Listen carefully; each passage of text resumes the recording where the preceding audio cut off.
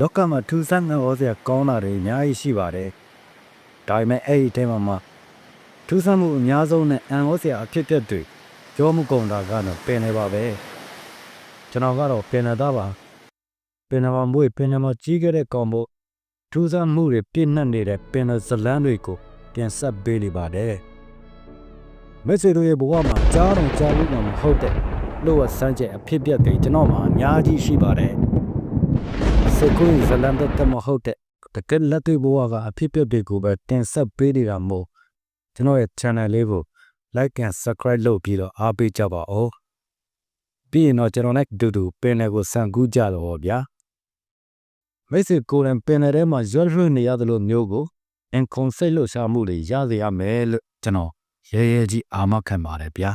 ကဲကျွန်တော်နဲ့ပင်နယ်တဲကိုဘယ်လိုလိုက်ရဲလဲ